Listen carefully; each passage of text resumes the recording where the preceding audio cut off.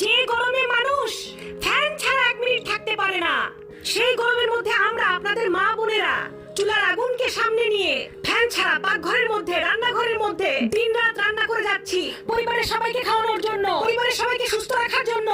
প্রশংসা তো জীবনে করেনি নাই, বদনাম করতে, দোষ ধরতে ছাড় দেন নাই। আমরা মা বোনেরা দেখবেন সারাদিন শ্বশুর বাড়িতে কাজ করার পরেও নাম পাই না, কিন্তু তরকারিতে যদি একদিন লবণ কম হয় কত কথা যে শুনতে হয় তার ঠিক নাই। নির্মম কিছু সত্য কথা বলবো, মনোযোগ দিয়ে শোনেন।